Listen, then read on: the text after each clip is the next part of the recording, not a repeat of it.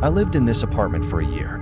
Then I found out I wasn't living alone. I've been going back and forth about whether I should post this.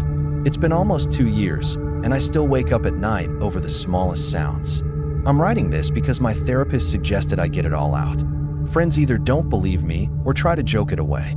Before I start, I need to be clear about something. There are no ghosts here, no demons, nothing supernatural, just something that actually happened. About 2 years ago, I rented a small one-bedroom apartment on the outskirts of the city. An old 5-story building. Cheap rent. Very quiet area. The landlord said the previous tenant moved abroad and the apartment had been empty for a while. No questions asked. At the time, it sounded perfect.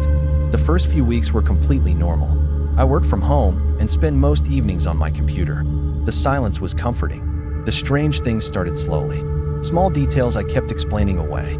Sometimes I'd come home and notice a faint smell. Not trash, not gas, just a human smell, like old clothes and sweat. I blamed the stairwell. A few times I noticed things weren't exactly where I left them. A mug turned a different direction. A chair slightly moved.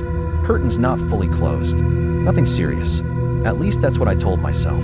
Then came the noises. Not every night. Once every few days. Between 2 and 4 a.m., I'd hear slow footsteps. Bare feet. Careful.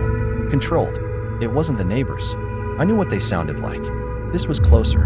One night, I sat up in bed and listened. The sound stopped instantly. Complete silence. I laughed it off. Told myself I was paranoid. About a month later, I noticed something that scared me. I woke up and saw the front door was locked differently. I always lock it with 2 turns. That morning, it was only 1. I was sure. The lock wasn't damaged. No scratches. No signs of forced entry. That same day, I bought a new lock and installed it myself.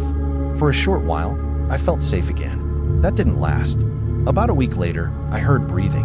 I was lying on the couch with the lights off, scrolling on my phone. Slow, quiet, breathing, not mine. I jumped up and turned on the light. Nothing. I checked the entire apartment.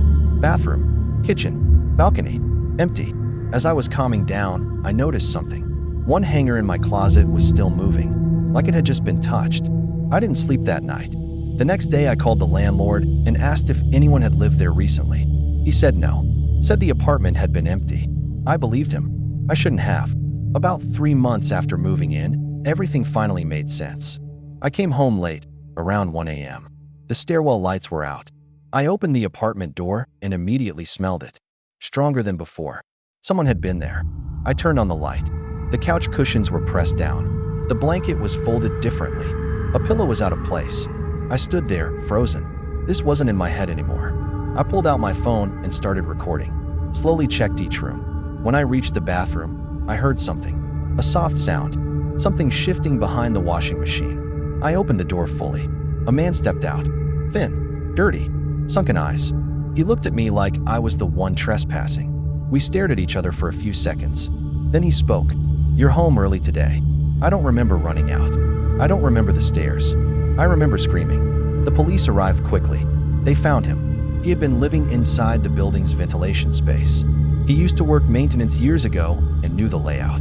When the apartment was empty, he moved in. When I moved in, he stayed. He came out when I wasn't home. He hid when I slept. For months. The police asked how I hadn't noticed sooner. I didn't know what to say. Because the truth is simple. We don't want to notice. We explain things away because the alternative is terrifying. Not all horror is supernatural. Sometimes it's just a person standing in the dark, waiting for you to fall asleep. I don't live alone anymore, and I always check every corner. Because the scariest stories are the real ones.